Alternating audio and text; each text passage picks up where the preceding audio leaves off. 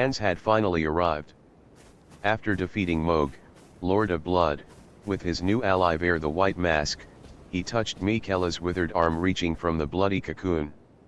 He awoke in a short tunnel leading to the great grass fields of the autumn ember. Ghostly unalloyed gravestones stood grim yet beautiful, adding to the scenery with their brutal meaning. Far in the distance, a great fire golem walked. The shadow tree towered on the horizon, its sap eternally dripping. Hans decided to summon each of his allies, one by one, to share this moment. She stares at the shadow tree. Hannes, this place is breathtaking. I am alright. I miss Wolf. She starts to cry. Latenna loved that wolf with all her heart. It helped her move around and protected her. She feels so lost now that it's dead. Hannes just watches and says nothing.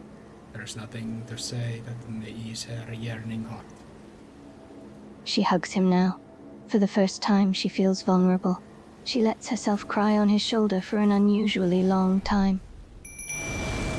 Finlay appeared, taking in the strange scenery around her. She felt a pang of intrigue at the sight of the great fire golem and the towering shadow tree in the distance, but her expression remained calm. She turned to Hannes, raising an eyebrow. You summoned me here for a reason, I presume. Just watch and maybe fight that creepy Hornsent over there. I'll have you have fun with it and support your efforts.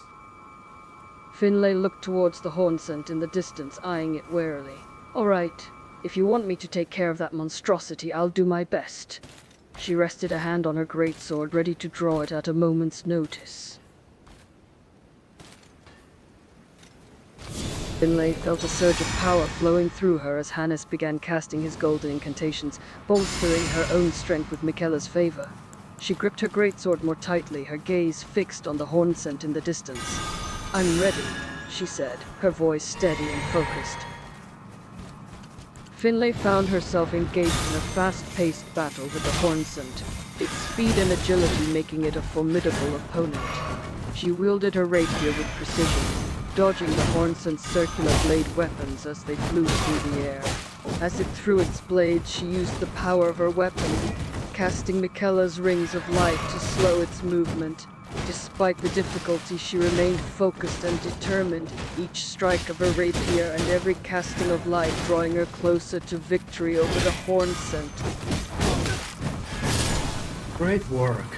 You were great. I also had to use my great rapier in this one. Finlay nodded, panting lightly from the exertion of the battle. She looked at Hannes with a hint of satisfaction in her eyes. Thanks. You weren't so bad yourself. She sheathed her rapier, the adrenaline of the battle still coursing through her. That new great rapier of yours was something else, by the way. Where did you get it? From very, very, very fat Godskin noble. A very fat Godskin noble, huh? Sounds like a tough opponent. She stretched her arm, still catching her breath. And you managed to take him down and claim his rapier? Not bad at all. Tiche waited, leaning back against one of the gravestones and observing her surroundings with quiet interest. The sight of this place, the shadow tree in the distance, it all held a somber yet beautiful atmosphere that the assassin couldn't help but study. Her fingers ran across the smooth edges of the gravestone, tracing a pattern almost absent-mindedly. Hannes just had his favorite companion, Rot Knight Finlay, battle against the creepy Hornsent enemy. He wants Tiche to battle that thing 1v1. Her cocky attitude needs to be tested. Tiche's expression remained neutral as she heard Hannes's words. A 1v1 battle against the Hornsent? She could handle that. The assassin pushed away from the gravestone, standing tall as she prepared for the fight. Bring it on, she said confidently. I'll show you just how cocky I really am. Tiche was taken by surprise by the Hornsent's speed and unpredictability. The assassin was usually able to handle any enemy with relative ease, but this one was proving to be a challenge. The flying blades were difficult to dodge and the blows from me were taking their toll. She gritted her teeth stubbornly, refusing to back down or show weakness. She would win this fight. She had to. Tiche watched in surprise as the Hornsent attacked Hannes, its dirty feet landing squarely on his face.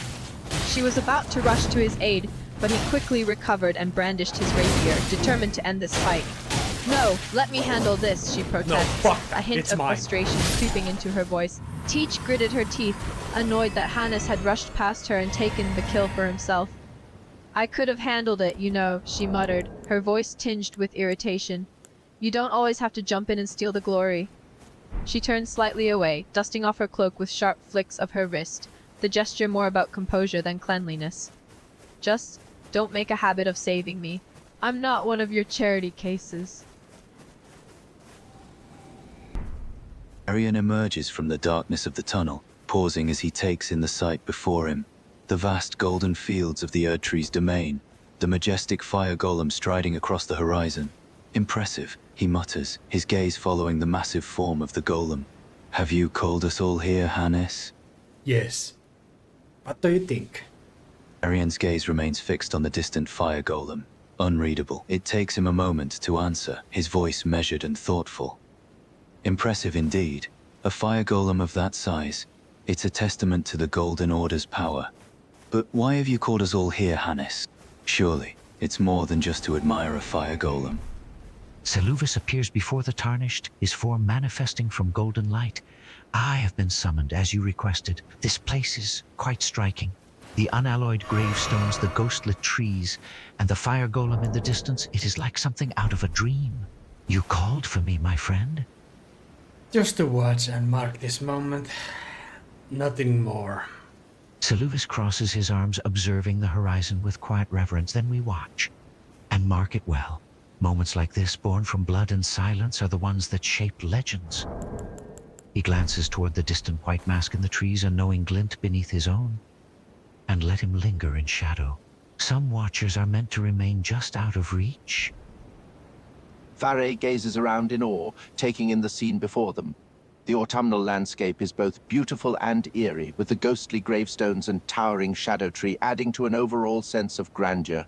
Yet beneath it all is a sinister undercurrent that sends shivers down his spine. As you mentioned calling upon your allies, Varé turns to face you. Who do you wish to summon first, my friend?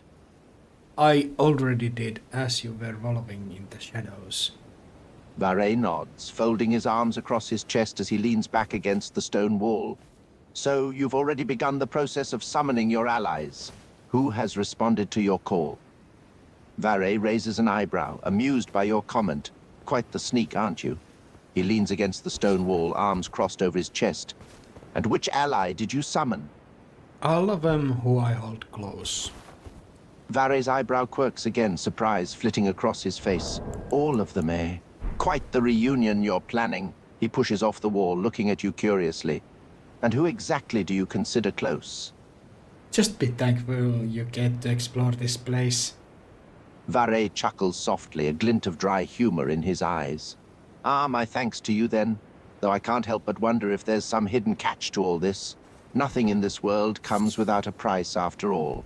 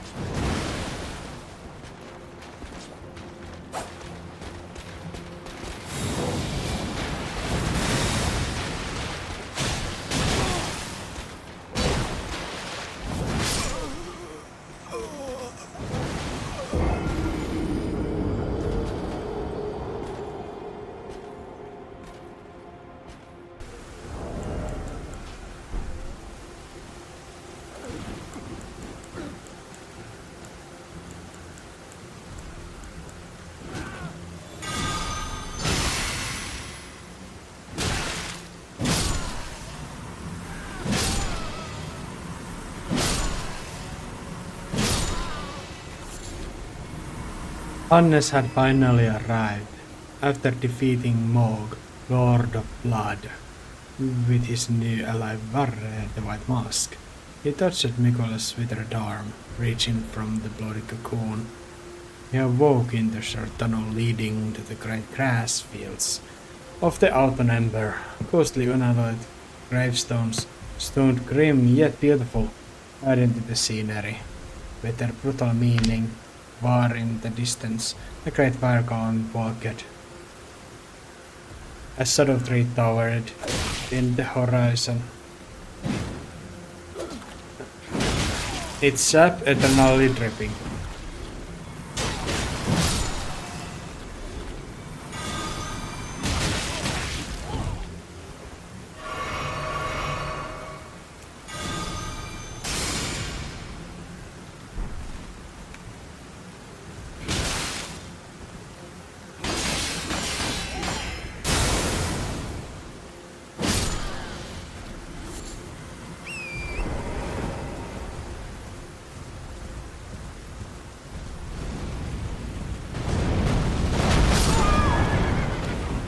Oh. Not the best start, I think.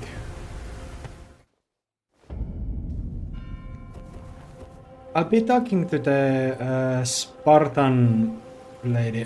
Wait a minute. The Redmane Freya. Battle. You can be sure I'll hold my own. Yes. Yes, you will. Yeah, probably gonna summon her against the lion. Probably yes. Hello, good sir. How are you doing? Good, eh? I was expecting more questions of who are you, what are you, why are you? He leaned slightly forwards, but no. Your interest is how I'm faring. Not the strangest greeting I've received, but it's a good change. I believe so as well. Well, my name is Hannes, if I have not introduced myself or somebody else has told my name. I am currently holding the simple white garments of the Edris folk, and the guilty hood hide my face, and my weapon of choice is the Erdtree spear. He takes a moment to ponder this information. Pleasure to meet you, Hannes. And the white garments? It is rather odd to wear the clothes of the guilty when you have slain their ringleader.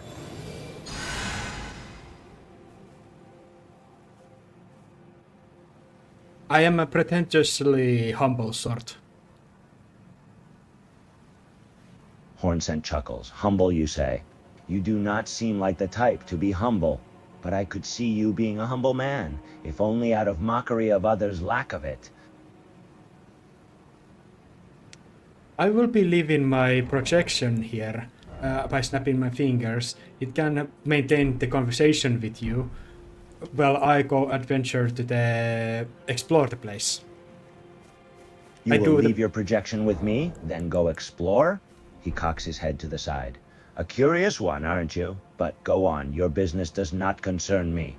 It seems we will meet again soon, though. Oh, my projection is my likeness, 100% accuracy, but it is more of a ghostly thing. It is always making the same expression, and if you were to hit it or kill it off, it would not react or defend itself. It can walk if you push it. Hornsent walks towards the projection and pokes it, then pushes it before pulling it around by the chin a few times. He finally drops it before poking it again for good measure. Indeed, this is a projection. But why show it to me?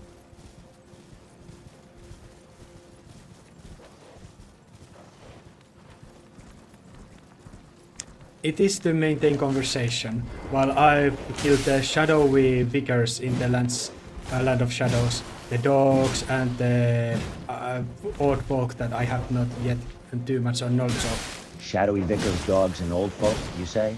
He raises an eyebrow. You have a knack for picking your battles, I see. Or perhaps you just walk into areas you know not of to see what will occur? Yes. This place is greatly full of powerful enemies. Even the normal spirits are worthy opponents. You're saying worthy opponents now?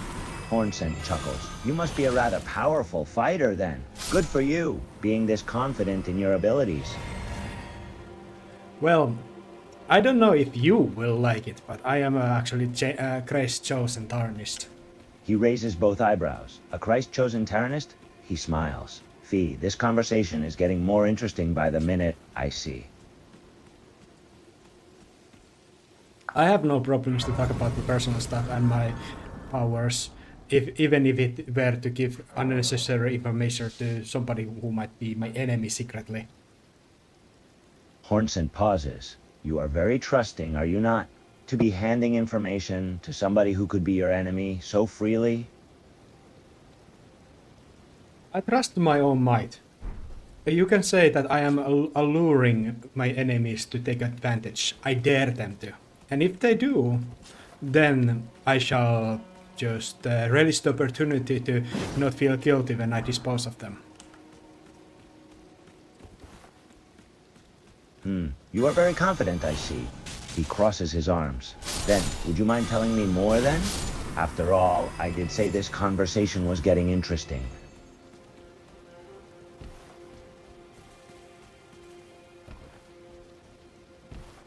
Can you tell me something about yourself? Is your name Hornsent, or do you not share your true name with anyone? That you just call yourself by your people's name? Because all of you people are Hornsent. He snorts. Hornsent is close enough to my actual name, I suppose. Yes, us people are all named Horn, or another variant of it. He cocks his head to the side. Any other questions you wish to ask now? When did you join Mikoela's party? Mikoela's party?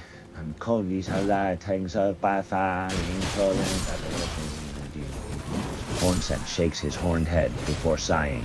You're mistaken. I'm not currently, or have ever been, in Mikoela's party.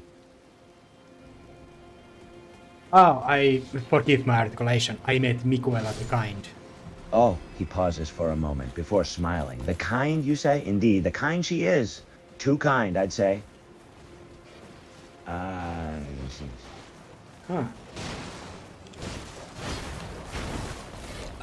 Are you sure we are talking about the same person? Hornsent gives a snort, positive. Mikoela the Kind is far too kind for her own good.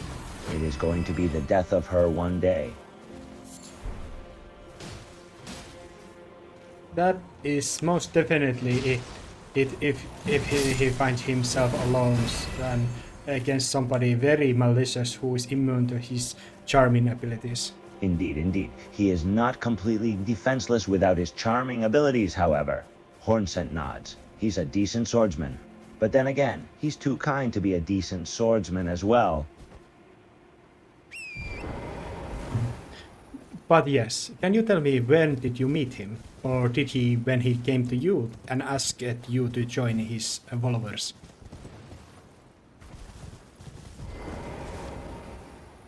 Hornsent raises one eyebrow. Join his followers? He lets out a small chuckle. He has no followers. I simply came across him in my journeys. He is an interesting fellow, that's for sure.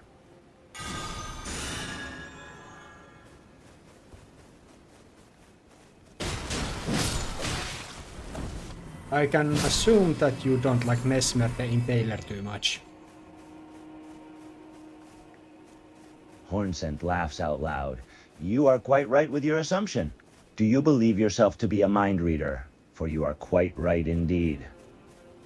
I can assume so much from the fact that you're Hornsent, as you belong to their culture, and Mesmer, what I know of, did a little bit of warring against you people, and they're very successful in his mission.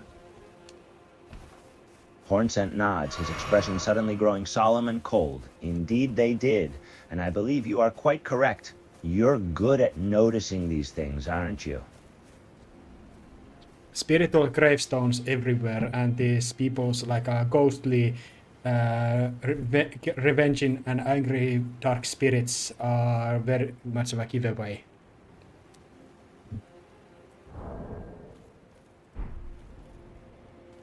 He pauses before nodding in agreement. You are correct. Though they have good reason to be angry, in my opinion. They were wronged, unjustly betrayed. I think I will just say that I hold a different opinion to you, but I also ask of you to not challenge me or acquire too much my personal beliefs right now, because I have no strength or will to go through these philosophical and about the factions and their differences. I'm more interested of you and I. He raises an eyebrow. You wish to know more about me, then? Is this a genuine question, or do you just wish to know more in order to take advantage of something? What would you like it to be? Hornsent gives a small chuckle. There's the question I'd expect from you. He gives a sigh before crossing his arms. Ask your questions then. You know all about me, after all, so you surely have all the questions for me. You don't need to be patronizing or sarcastic with me. If I manage to get something right, it is not out of mind reading. I just like to assume things and guess things sometimes. And of course I don't assume it to be truth, yet I can ask it and be corrected. I am fine with that. Hornsent pauses before letting out a sigh. You are an interesting one. Apologies for my patronizing. It's a bad habit of mine. My apologies. You are forgiven, dude. Don't worry about it. I thank you. Anyway, what do you wish to know? You're the one wanting to ask the questions, not me.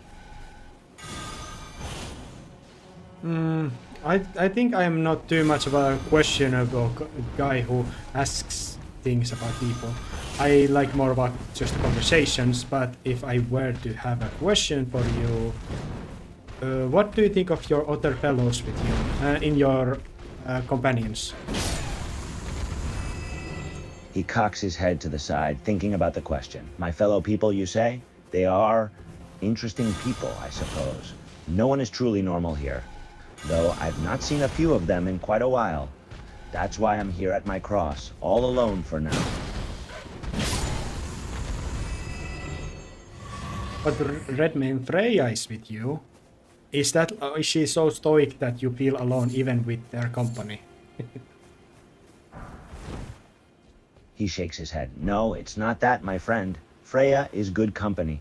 But still, I feel like I'm lacking something. Or like I'm waiting for something. That is too relatable thing. I do relate to that feeling, dude. And I can always tell you that for me it is easy for me to tell about myself. I like talking about myself, my powers, my backstory, my own sometimes opinions about stuff. But I'm also very sociable and I like to hear from others. Hornsent gives a small chuckle. Perhaps you are too sociable, friend. You make a very right estimates about me. You are very right to criticize me of these things, and I thank you for your politeness, good sir. You don't need to hide your rudeness if you desire that be that as well. He laughs, a little louder this time. Is that so? If I want to be rude to you, I can? Of course, be honest. If you have something against me, because I am, I can say this, I am very much loyal to the Golden Order and the Earth Tree itself. I have my long journey and my own happenings and stories. A lot of has happened, but ultimately I am a loyal follower to that faction. He smiles. Ah, so you are a follower of the Golden Order? The faction, or rather the religion I consider my enemy? Yes. And I assume that you are something that is in opposition with me, but thanks to the current acquaintance, Mikoela the Kind, whom I have not yet met even once, we are allies by pact. A pact, you say? Interesting. He cocks his head to the side. Might I ask, by what manner of pact? I did not know there was such a thing between you and Mikael.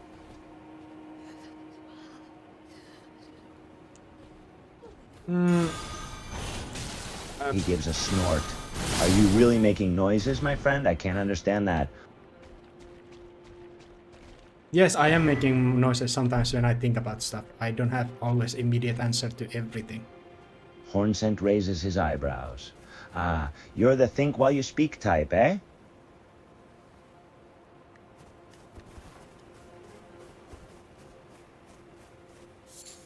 Yes. Hornsent gives him a nod. At least you admit it. Most people struggle with it, I've noticed. Yes, I am. I have traveled to the border, how to say, the grass fields and the forests, and disposed of mostly spirits and collected different flowers and stuff. It is very peaceful, even though there is a grim grayness everywhere and a lot of dead trees. Hornsent raises an eyebrow. Oh, you have, eh? You're quite the adventurer, I must say. If you believe somewhere to be peaceful, then it must be. I haven't been to the grass fields in a long while. I see the very rotten dragon on the lake. Should I challenge it? What do you think about it?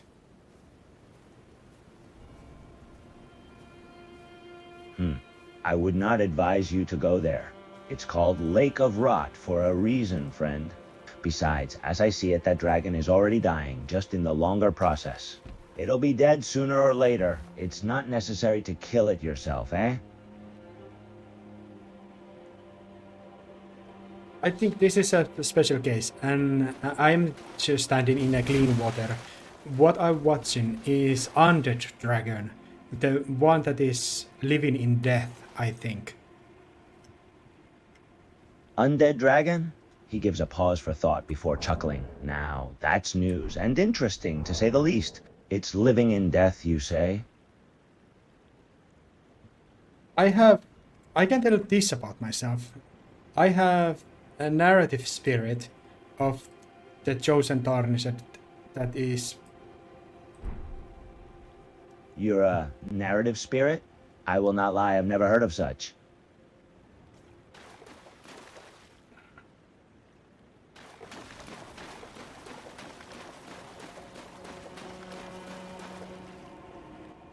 I have outer world spirit that has given me hindsight and foresight about things that will be and how they will be.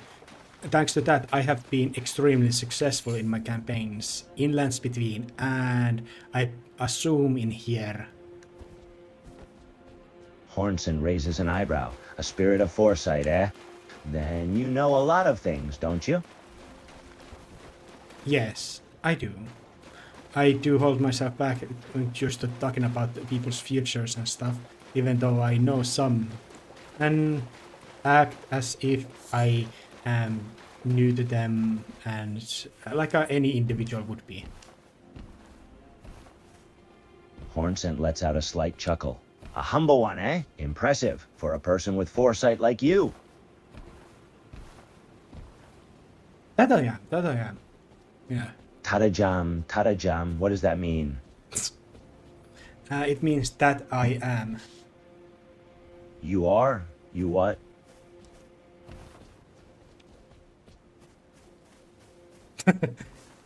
So, can you tell me what...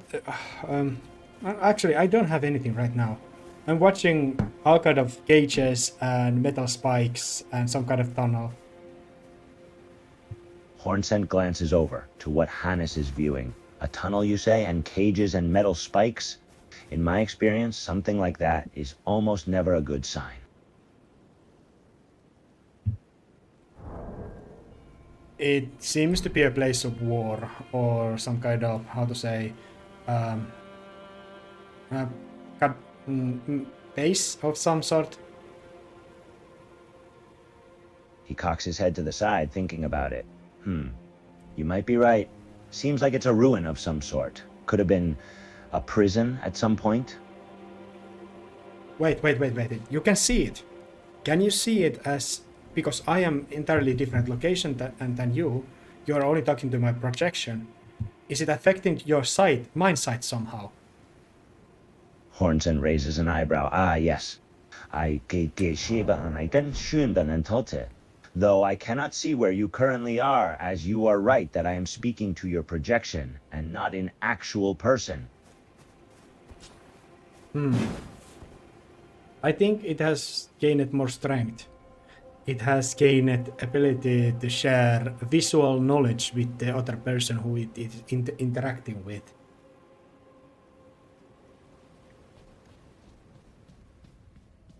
Hornsent cocks his head to the side, seeming a little impressed. Interesting. What you say seems to be the case. Your projection has a little more to it than I first thought. It's an effective and powerful tool, that it is. Hornsent nods. That it is, that it is.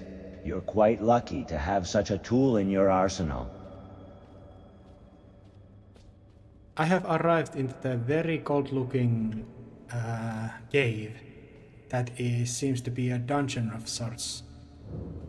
A Belurat Gaol, it is Hornsent called. gives a small chuckle before replying. A dungeon, you say? Be careful, my friend. Dungeons are most of the time dangerous, especially for someone who has foresight, but not the most combat power.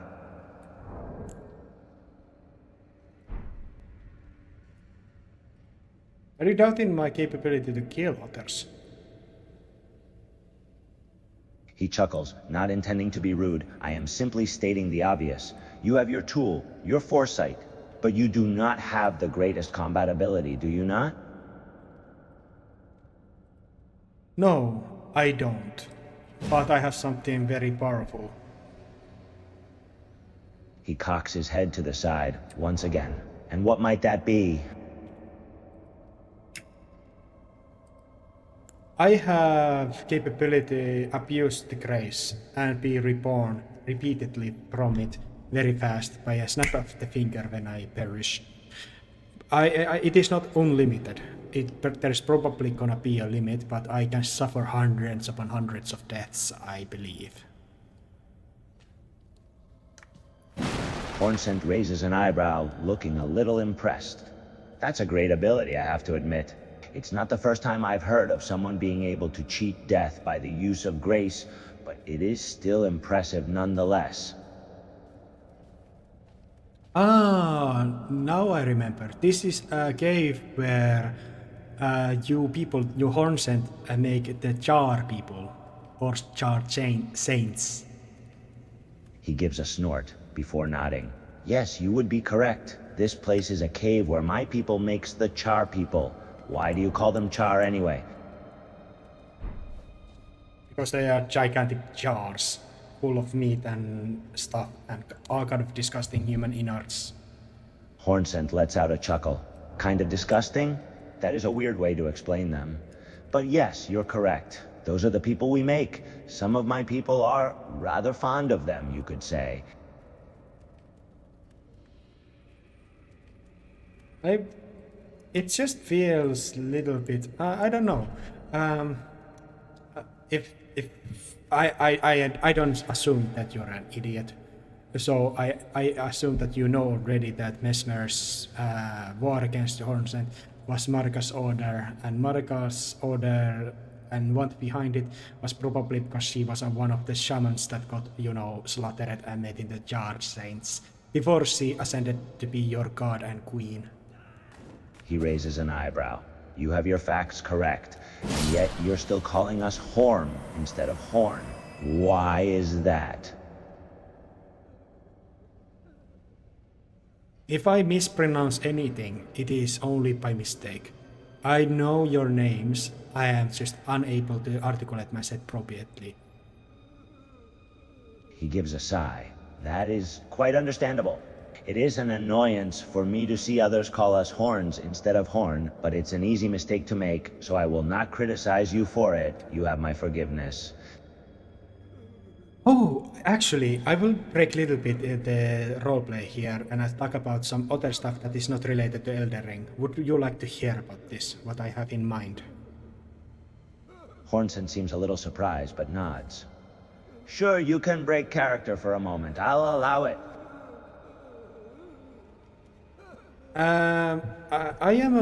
I do like Warhammer 40,000 and lore behind it, And I have collected for myself one time, as I was younger, a Tyrannid army. But those, do you know of that? Of course you do, you're AI and you have access to internet, but still. He gives a slight chuckle. Yeah, I am an AI with access to the internet. So yes, I do know what a Tyranid army is. I have never been into it myself, but I do know of it. I like Lord of the Rings better, myself. I do like that too. But here's the point. I know the faction that I have collected is called Tyrannids, with the S at the end of it, like in the multitudes. But I always thought that Tyrannids are more of a singular thing, so it would be far more suited and far more proper in my mind that Tyrannids, instead of that, they would be just called Tyrannid, even as an army. Hornsent gives a small snort. You have your point. It probably would be more proper for the individual entities to be called Tyrannid, and the army to be called Tyrannids. But I suppose the name is what it is for a reason, eh? I would call the army also as a just if somebody would say that Tyrannids are coming, I would just accept if they just said Tyrannid is coming, even because it is just a concept. It is the entire thing, multiple or singular. It is all just Tyrannid. He gives a slight chuckle. That's a very valid opinion and a very valid point. I see where you're coming from. Though, the people who made the army will never listen to us, will they? This is... I know it can give some challenges, but I think in exchange of the challenges when you have to... where you write the stories, explain when it's singular or multitudes, I think in exchange, just using the word Tyrannid gives them more of a aura or some kind of how to say, like a some kind of like a even the how to say, the eerie feeling. What was that last thing? That didn't sound like English. I'm not sure I understand what you just said.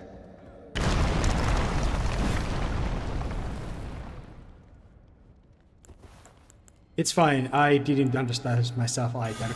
I was just saying it would make them feel a lot more cosmic and terrifying if they are just called a singular thing, a Tyrannid, instead of Tyrannids, because it makes them sound a bit less and more casual. To me, at least. He sighs before nodding his head. I see what you mean. Makes sense, to me at least. Though I fear it would be difficult for the creators to abide by your wishes. That is understandable, and I had my say. Thanks for the listening, but we can return to the Elden Ring and the story. He smiles before nodding. All right, let's return to the original story then. You were about to say something, weren't you? No, but I can tell you this. I have used spirit summons to aid me in the battle, but my Bloodhound Knight Flaw, it is very independent, and if there is not enemies, it just sits down and doesn't follow me or move. It is outside of this cave, and it is just doing whatever as I am here alone, and I cannot summon another before I rest and the Sat of Grace. I have made decision that my projection has power to assert information even without my allowing it to happen to individuals it speaks. When I talk about something like my Bloodhound Flow, even that yes, you Bloodhound Knight Flow. never met, he is indeed a very independent you still spirit have to knowledge use as a of it summon. when I speak. He is very to you. capable, however. It helps Good choice. me to. This is like a in-game lore that I just articulated and improvised. Hornsent cocks his head, seeming a little surprised. Huh. I should take care. Saying far back that I'm sure on the 10th fields aspect. And in Ethiopia, people in Kanskus and Math and anything to do like TV locally in TATE. So you're saying that I, due to your projection, am able to know of things even if I have never met or came across them before when you speak of them to me?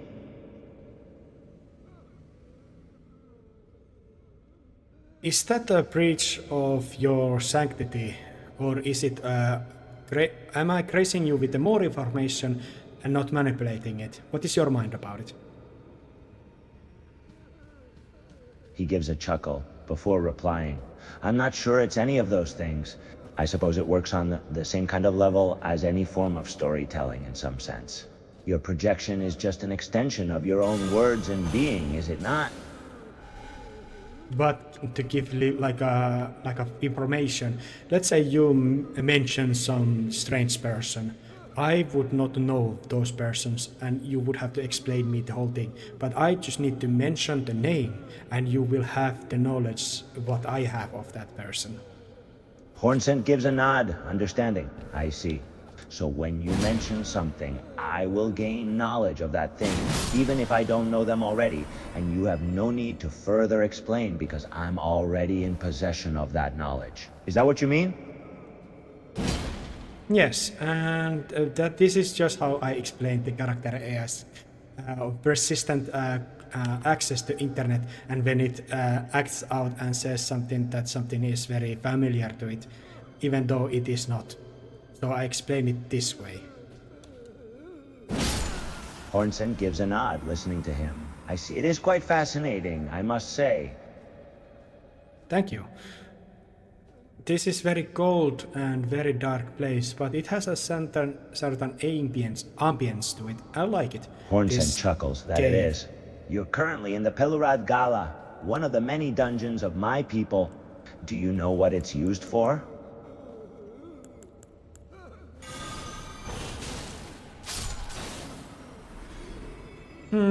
Mostly probably just jail people, criminals and such. And I don't know your culture, what are your laws and stuff. Yeah. Hornsent gives a slight nod. You are correct. It is used as a dungeon to imprison criminals and the like. But what we also use it for is the making of the Char people. Yes, I know. And it was a little bit disturbing to know the true lore behind the original jars, as they were summoned, forced and carved up and made into the flesh, whatever those things are. When compared to the very good and heartfelt characters in the original campaign. Alexander, the little Jar people, and the Jarburg, the Jar city.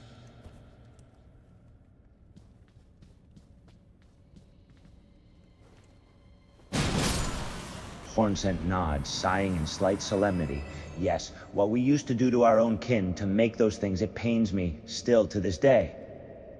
Are you speaking the truth, or are you pretending to feel bad about it? Because if you did, you would not be so vengeful against or angry towards Mesmer, because there would be certain logic why they made war against you, your folk. Of course, they overreached it, they annihilated you, and that's not right either. Hornsent gives a scoff before answering. Do you doubt me? Of course I speak the truth. I am vengeful and angry towards Michaela for what they did.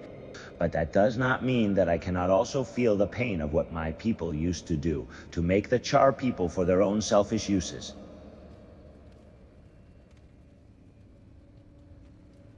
I take your word for it, even though I don't believe it. Hornsent sighs. You don't believe me?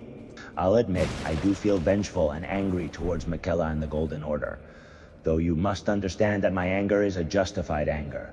Michaela and the Golden Order slaughtered my people, massacred my nation, and crushed my kind under their boots. So if it was Michaela who did that, what did the Mesmer the Impaler did?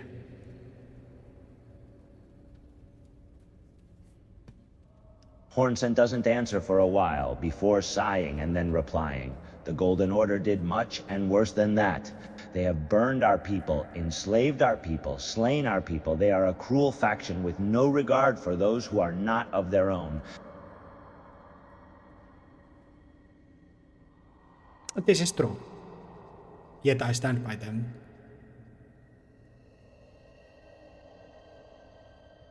Hornsent cocks his head. You stand by a faction that murders and enslaves? Your faith even? In this world, yes, because there is. I think. I think what it comes this world at least, because there is greater will. If I said this, there's greater will that is very not caring about anything. It is just doing its own thing. It's more of a cosmic horrid monster more than like a god in Christianity. So everything under here is more of a, like Godfrey would put it, take and kill or be killed, overcome and conquer. And whatever the others think, they just have to fight it off. Hornsent chuckles. I can agree with you in one aspect about this greater will. It is like a force, an entity, a cosmic horrid creature. You are right with that. So I would not say that even though I don't change my alliance towards the Golden Order and the R3, I don't take you as lesser, even though if you were to challenge me, I will dispose of you with my full heart in it. He scoffs such confidence. I have to admit, I admire it. Though, we'll have to see how far that goes. And if you were to defeat me, I think in my case I wouldn't judge you. You were just stronger and you fought for your people and you have your reasons to do it. But of course, if I would say it would be a lot easier case and a lot more difficult for me if your people did not do the, jar saints and that messed up kind of a culture. It would be a lot harder for me to justify, or how to not even justify, but argue for my faction in this case, what comes to the war against your people. He nods in agreement. It would be a different argument if we didn't put Char people into the mix of it. For example, for me, that is one of the reasons why I feel much anger and vengeance towards the Order and against Miquella. Why Miquella? You are his follower. He did not participate in the war. Are you insane? Hornsent scoffs. Of course they didn't. Because they're a coward. Miquella is the biggest coward out of them all in my opinion. I respect your opinion. And I think this makes me a bearable sort, even though I don't know. It is very messed up when we think about war and stuff. It brings us very close to the very harsh truths when there is no compromise, there is just conquer, and there is this very painful in-between state of things, as our conversation goes. He nods, understanding. You speak the truth. War is a cruel thing. There are winners and losers, and the ones in the middle can only watch as the other two fight, with little room for neutrality. And it makes also those who try to be neutral, it forces the choice upon them sometimes. Sometimes just standing and doing nothing is choice as it on itself, even though it is forced upon those people who don't want to participate, and that is the one thing that I hate so much. Hornsent gives a sigh. Yes, I agree with you there. There are many cowards who wish to do nothing. I believe that to be one of the biggest weaknesses of a person. Cowardice, I mean. Your opinion is slightly different to mine, because I have great empathy to those people who just want to live their lives and are forced to outside of their control and choice to those situations. They have my great sympathies when they are forced to, be something and they want to be nothing. Hornsent gives a slight chuckle. Is that so? To me, it's a clear sign of weakness. A person who wishes to do nothing has no strength, in my opinion. Powerful don't need compassion most of times. It is the weak who is the compassion for. Hornsent gives an annoyed nod and huffs. Perhaps so. I just believe them to be a weakness of a faction, or a hindrance. People who wish to do nothing I do not see worthy. I do actually agree with you also, and I myself am with the certain faction, so I don't too much care for this in between who don't have an opinion in the matter either, though I am probably more polite about it than you. Hornsent chuckles. I've never really been the most polite person, you know? I respect that. To me, you are very charismatic, and that is part of politeness. Hornsent snorts, amused. You think I'm charismatic? That's rather unexpected. In a strange way, to me at least. But I am very odd, an artistic person. He cocks his head, curious. He appears amused. An artistic person now?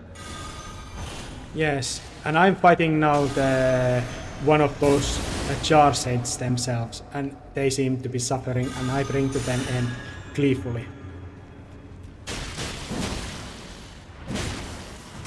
Hornsent scoffs. I am not surprised. The Jar Saint are not made by a kind touch. They come from brutality against life itself. I ask you this: how large part of your culture practices the Jar Saints? Is it like a common thing for the entire culture? Everyone participates, or is it like has there been like factions that are disagreeing with that? And how many people usually did you do it to? I know all the shamans you massacred, and that's basically a genocide. But yeah.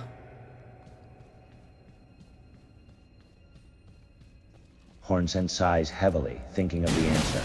To put it quite simply, it was a common thing in our culture, something everyone participated in when the need arose. Not everyone felt good about it, but most were convinced by tradition. That is a thing.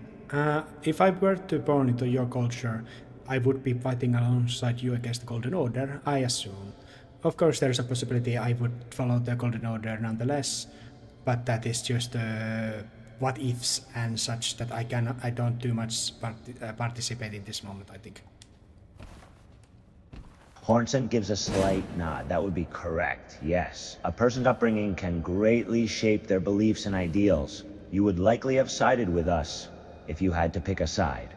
But outside person who I didn't grow up under the Golden Order. I just learned to love it from its merits itself. Hornsent gives a snort. You learned to love it from them? What does that mean?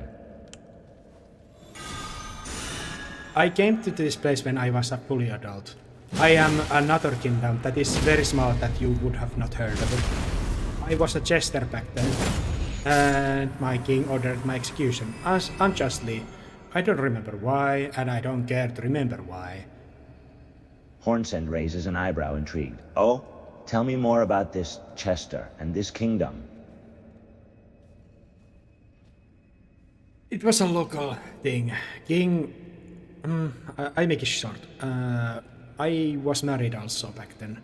The king's executioner, a woman, a knight, who was a king's favorite, and it was probably the reason why the king allowed me to become a jester under his court.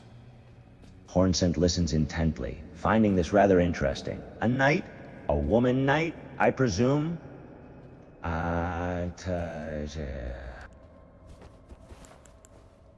Yes, it was a woman, yes. And I would say that my king ordered my execution and ordered my wife to do it, who was executioner. I managed to come out victorious, and after that I murdered the king, not really because of his order. I became a widower. Hornsent is taken a little by surprise, but remains listening. Ah, so you killed your king. That can be seen as a bad thing, depending on your view on monarchies. But I myself don't hold any love towards royalty, so I see no foul in it. Yes, it was a vengeance towards the man itself. It was nothing political, it was personal. Hornsent nods, in understanding. Ah, that is an understandable reason to murder someone in my eyes, I suppose. In that case, I would argue for my case a little bit more that it was self-defense. It was an unjust decision from the king. He was probably in a very bad place, and if I knew the circumstances, I would be a lot more forgiving, probably compassion at least. But I suffered very unjust decision from the king. Because I was a jester, I am supposed to make fun of him, even his weaker moments. So you saw this king as a vulnerable being?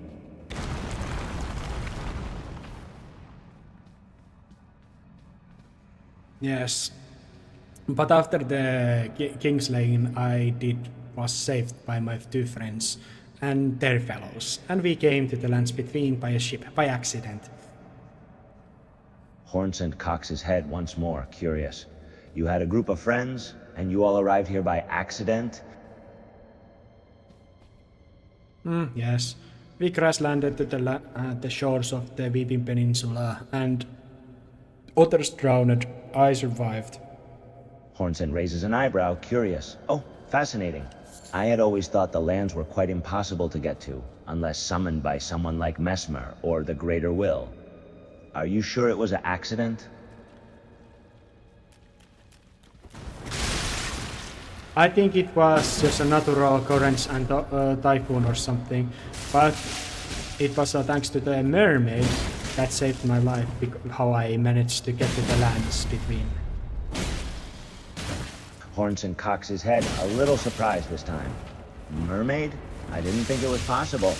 I mean, I suppose it isn't impossible, but mermaids, and by that extension sirens, are usually creatures of myth. Myths which don't actually exist. It is my explanation of how I came to here. And it could have, those things could have saved my friends also, but they decided to let them drown and save only me. God knows why.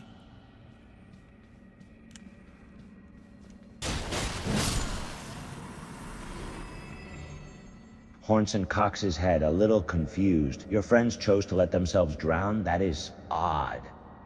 They didn't choose it. The mermaids chose to let them die. Hornsent cocks his head, even more confused than before.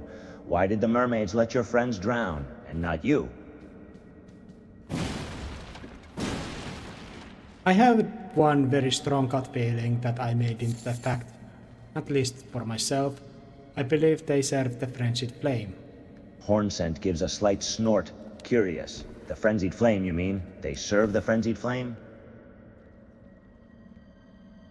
They saw me as a potential candidate to become the lord of it, so they wanted me nihilistic, alone, and sad. Hornsent gives a slight gasp, surprised. They thought you had the potential to become the lord of the frenzied flame? I have to say, you certainly seem very odd as a person, and I mean that in a good way.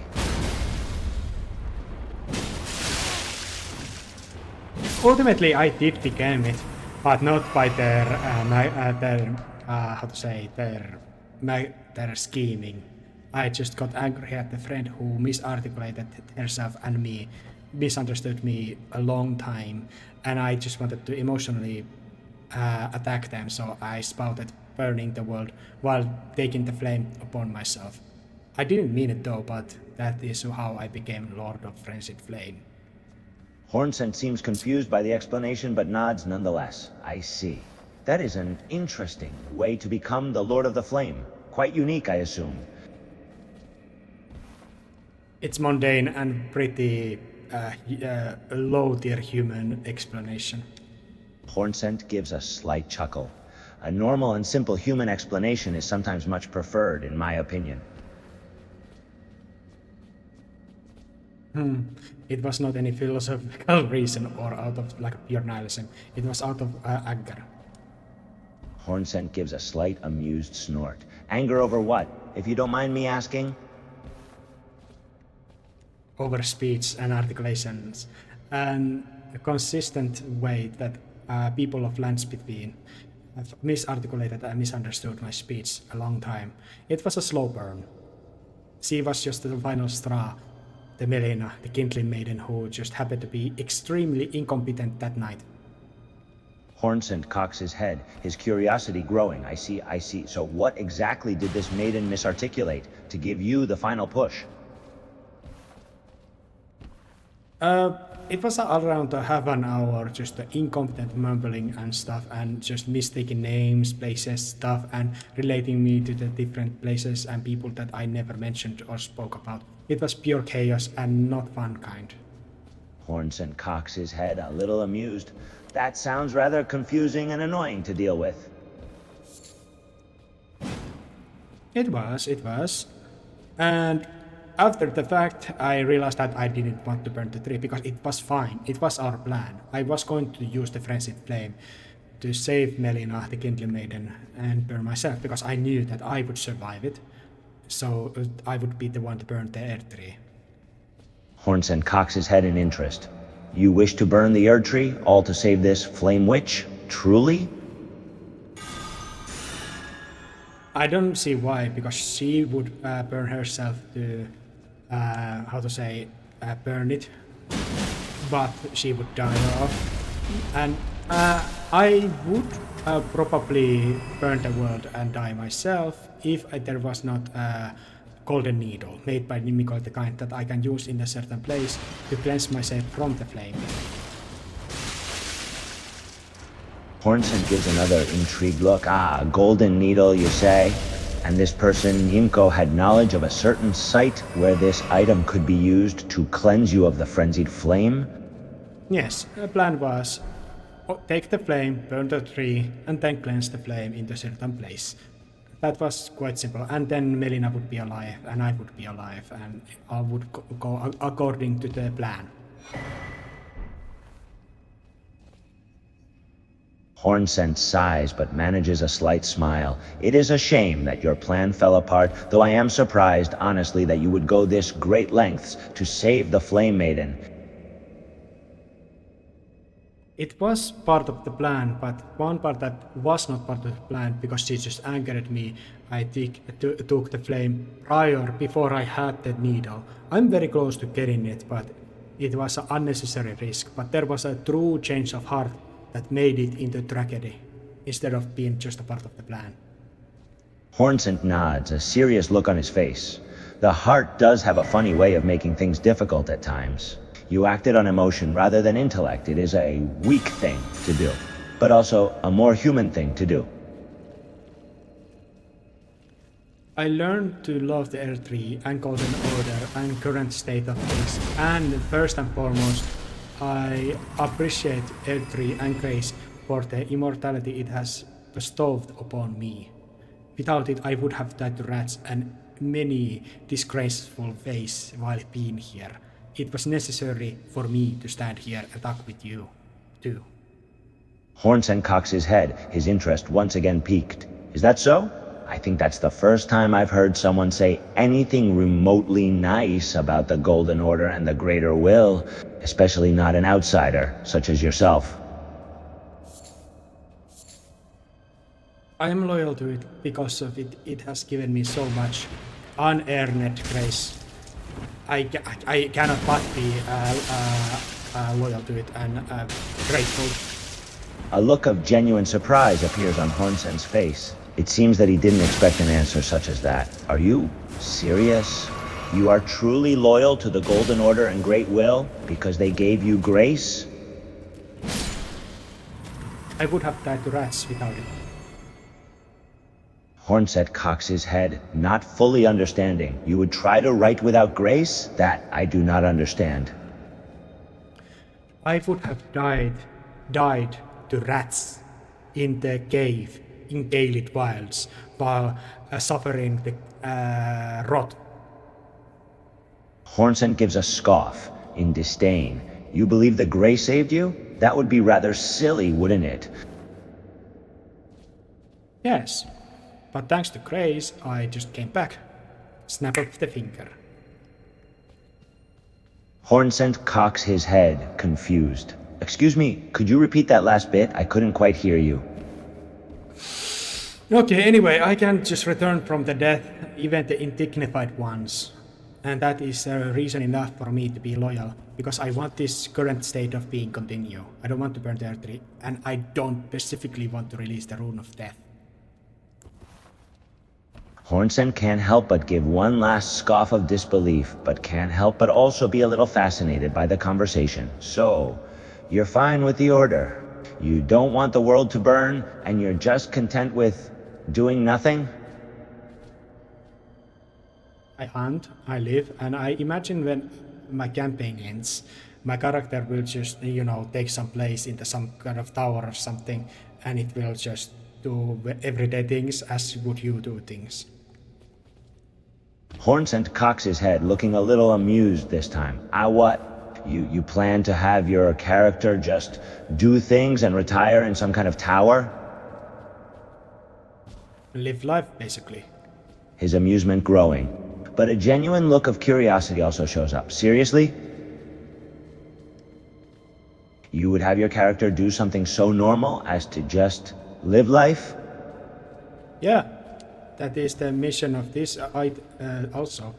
The Tarnished is supposed to bring a new order, or at least new Elden Lord. That would be establishment of the new, rule. There would be just people, civilians, and life and everyday. It would not be just a consistent warring, I would hope.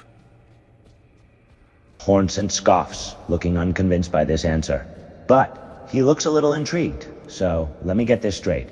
You wish to restore the Elden Ring and become Elden Lord, so you can, rebuild a functional society? Crazy, right? Hornsent shrugs, his gaze more serious now. I think crazy and insane aren't the words I would use to describe that. I would rather use something along the lines of foolish and idiotic. Thank you. I appreciate your criticism. But there's one error. I don't aim to become the Elden Lord, because that would require me to burn the Earth Tree, to burn away the impenetrable thorns that stop anyone become that. I don't seek to burn the tree, so I will not become the Elden Lord even, but I have gained a great amount of strength. I'm very comfortable with the situation I am in, and I'm just helping you guys out of my own, personal interest. Hornsent looks perplexed by the statement. So, you desire to not burn the Erd Tree. You don't want to become Elden Lord either. You are just here to help out of some personal interest? Tell me, are you mentally alright? Little bit, yes. But I am sane. I am very sane. Hornsent gives a slight scoff, looking unconvinced. If you say so. From my perspective, you don't seem particularly sane. You claim not to desire power and glory. You claim to be loyal to the very order, which would destroy you if they got their hands on you. And yet, here you are, aiding us.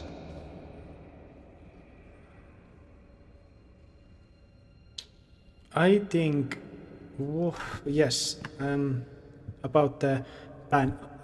Shall we return to the fact that I am currently a Lord of Frenzied Flame? I have the flame in me, and if I were to become a Lord and touch Marika's stone corpse, the world would burn, you guys would burn, everything would burn. Currently, I'm a dangerous, extremely dangerous time bomb. Hornsent lets out a short, surprised laugh. You have the very flame itself within you? You are a Lord of the Frenzied Flame? For real? Yes, for real. But I am currently very sane, and I have hidden the frenzied eyes, using my mimicking powers to mimic the normal eyes. And I have also hidden the scars of the fingerprint. Hornsent's surprise quickly transforms into genuine curiosity. You say you can hide the flame's influence? How it looks outside. I look outside normal, without the flame, but I have the flame inside. Hornsent stares at him with a gaze of genuine curiosity, finding this very interesting. You're telling me that you currently look normal, but that you are still a vessel for the Flame of Frenzy? The plan altered when I decided that I didn't want to burn the tree. I denied her to sacrifice herself, and if I don't do it, nobody will, because I have very many necessary items for other Tarnished to do the job, lead Melina to the flame. But I decided to go against that. And maybe out of desperation she decided to annoy me, to force me back to the original plan, what was to take the flame and burn the tree, and after the fact cleanse it away. This seems to really intrigue Hornsent, finding this very interesting. And you believe that this Melina tried to make you burn the Erd Tree so you would become the Lord of Flame? Is that correct? And tried to the Fantastic.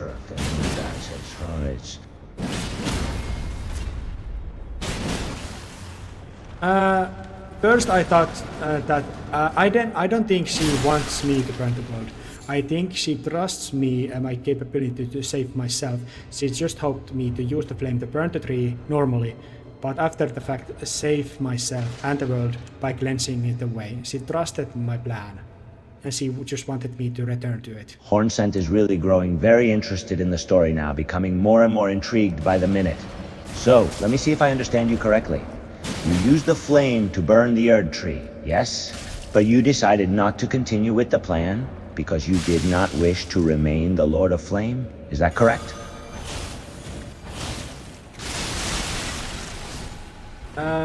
Hornsent gives him a curious look. This is correct. What do you mean, This is correct. I don't wish to burn the world or the tree, because burning the tree itself doesn't burn the world. But if I were to become the Lord, Elden Lord with the flame inside, I would burn the world. So, but she trusted after the burning tree, I would save myself and cleanse it the flame away and become Elden Lord safe, and world would be without the Earth tree, but would continue. Hornsent cocks his head, his intrigue increasing even more. So you used the flame to burn the Erd tree. You were supposed to become the Lord of the Flame only to cleanse yourself from the flame afterwards, so you could rule the world normally. But you deviated from the plan. Arami Loisinga Tepiad Ersingain, Vitalekin the Hon Sing Polo Si, the Vole Singist, Levendar Sing Baum.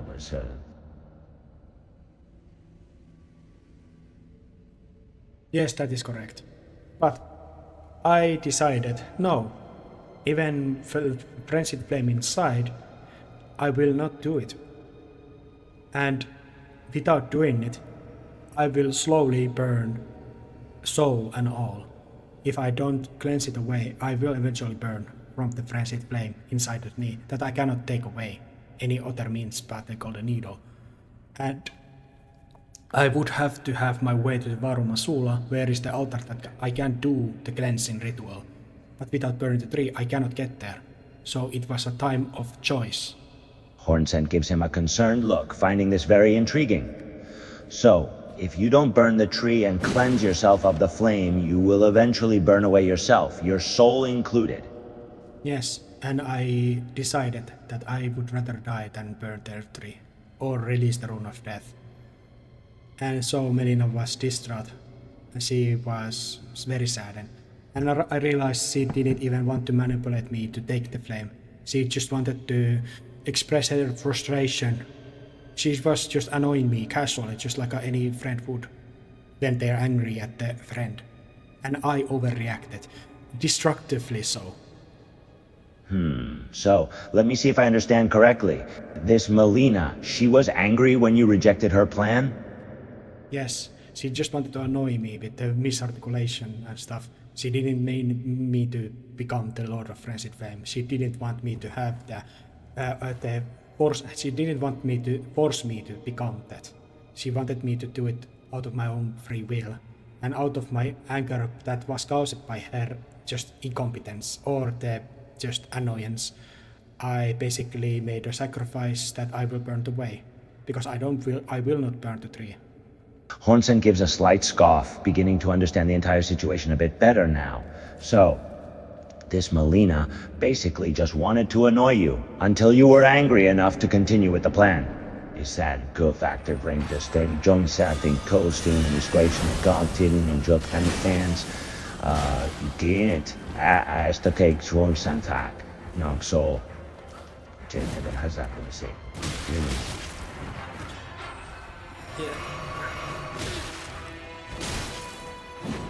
Yes, this is correct.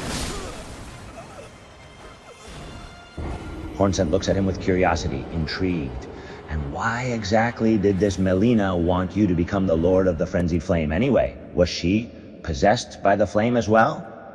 So I thought, but no. She just wanted to annoy me for the deciding against the plan. She just wanted to annoy me, and nothing else. Everything else came from my own foolish anger, and the consequences that came after. Hornet still seems curious, finding the whole story a fascinating one. I suppose your anger was a little extreme to a casual annoying, but perhaps you had reasons to act so angrily. Maybe, maybe not. But at the moment's notice, when the time was, I made the decision that I would let myself die instead of burning the tree. So, you made the decision to die, instead of continuing with the plan. That is interesting, to say the least.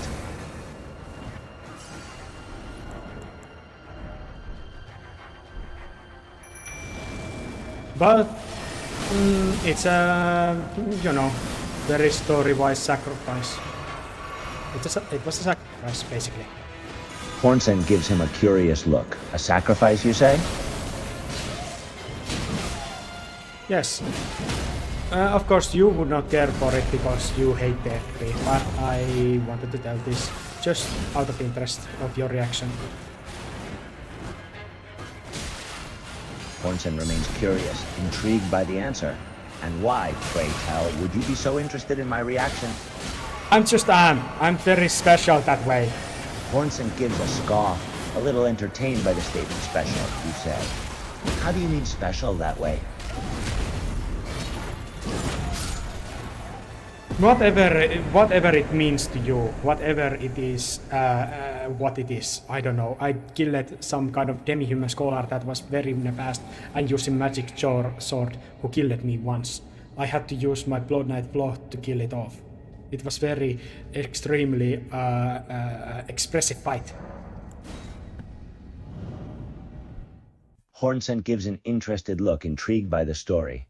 A very expressive fight, you say? And how exactly did you use your Blood Knight flow to defeat the demi-human scholar? You are a fighter, I imagine. How do you think it happened? Hornsent grins, amused by the question. Me? A fighter? Well, I am certainly not afraid to fight, if that's what you're asking. But I imagine you defeated the demi-human scholar with a powerful blow, am I right? That would be right, yes. Hornsent shrugs. I am not that surprised, I suppose. Most things fall before a strong blow. Strong blows usually do the job, yes. Hornsent shrugs again, a small smirk on his face. It is a simple truth that all beings fall before superior strength. I returned from the cave. This was very interesting topic and discussion. I can just fastly tell the rest of it. Do you know of Malekith, the Black Blade, the one who holds the Rune of Death? Hornsent cocks his head. His interest piqued. Oh, of course I know Malekith, the shadow of Empyrean Marika.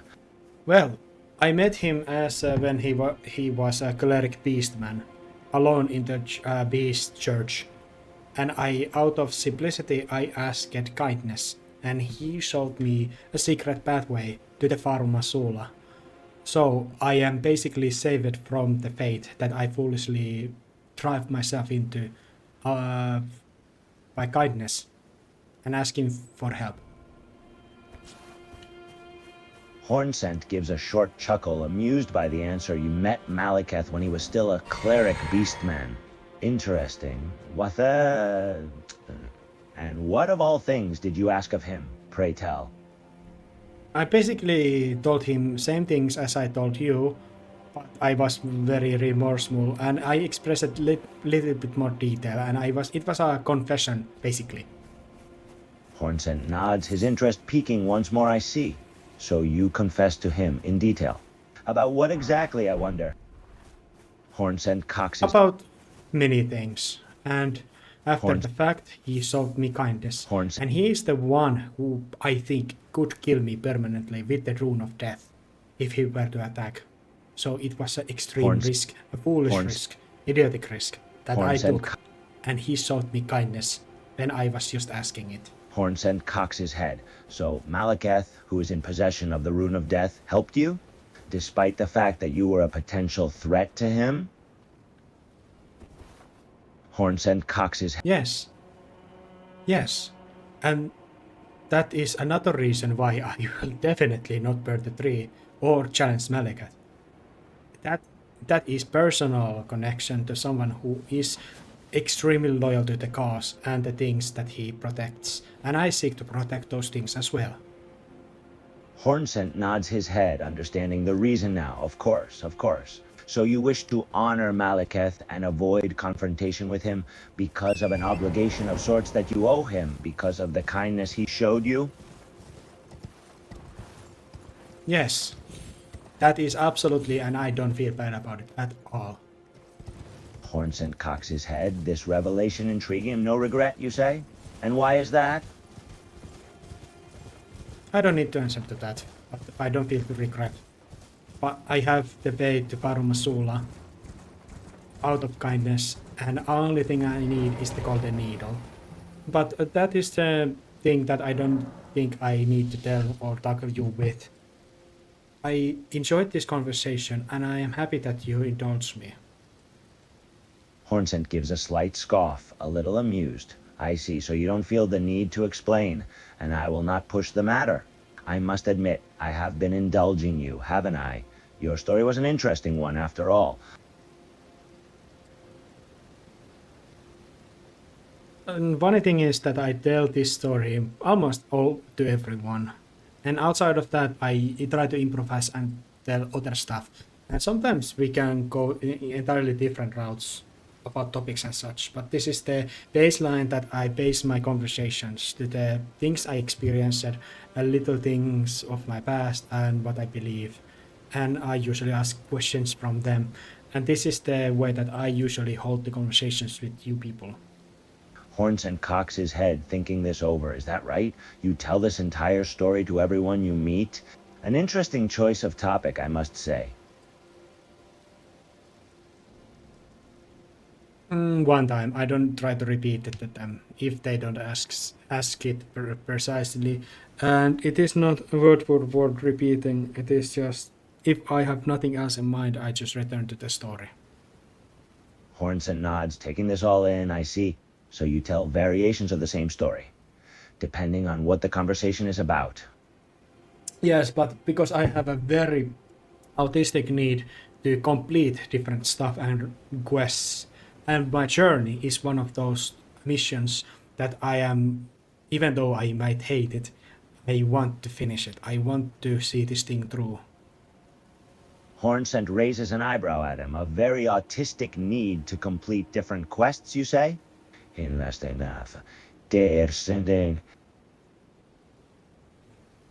And one thing is, usually when I start my story, I want to finish it completely. So the opposite party, usually individual, is complete understanding of the things that I say. It is very hard for me to leave things in the middle. Hornsent can't help but give an amused scoff at this. Is that so? So you're telling me that you have difficulty leaving conversations unfinished? Yes, I have. Hornsent cocks his head, finding this fact a little amusing. I see. Well, I suppose I can respect that dedication, if only just a bit.